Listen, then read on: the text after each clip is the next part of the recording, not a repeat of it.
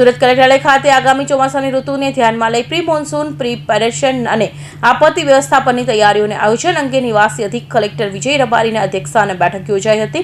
તેમાં સુરત શહેરના 6 તાલુકાઓ તથા જિલ્લાના 11 તાલુકાઓ માટે નાયબ કલેક્ટરની કક્ષાના અધિકારીઓને લાયઝન અધિકારી તરીકે નિયુક્ત કરાયા હતા.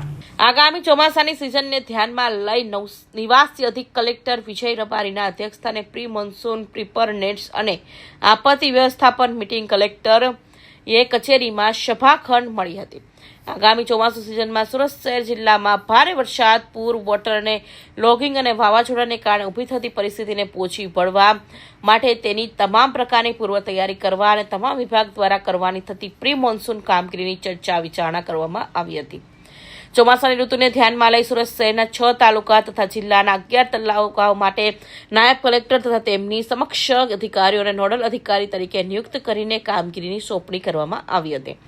બેઠકમાં નિવાસી અધિક કલેક્ટરશ્રીએ જિલ્લામાં વરસાદી પાણીને અવરોધરૂપ કોઈપણ દબાણો હોય તો તત્કાલ તોડી પાડવાની સૂચનાઓ આપી હતી. વધુ વરસાદ હોય અને અહીંયા ભરતી જેવી પરિસ્થિતિ હોય અને પાણીનો આઉટફ્લો વધારે હોય ટાઈપની અમુક ટાઈમ ઘટનાઓ બનતા હોય છે. એના કારણે વચ્ચેના વિસ્તારમાં વધારે વરસાદ પડે અચાનક સડનલી ક્લાઉડ બર્સ્ટ જેવું થાય તો જે રીતે હમણાં ડિસ્કસ થયું કે ત્યાંથી 2 લાખ ક્યુસેક છોડવામાં આવે. ખાસ કરીને નવા બનેલા હાઈવેની આસપાસ પાણીનો નિકાલ માટે કન્વર્ટર ચેક કરીને સાફ સફાઈ કરવાનો આદેશ આપ્યો હતો.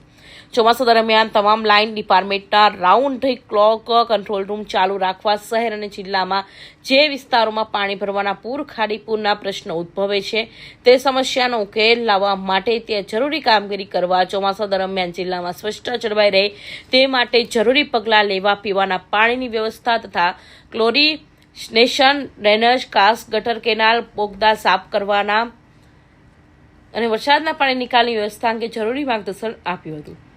વધુમાં તેમણે કહ્યું હતું કે ચોમાસાની સિઝનમાં કોઈ દુર્ઘટના ન સર્જાય તે માટે આગમચેતીના પગલાઓ ભરવા તમામ વિભાગોને સૂચના આપી હતી.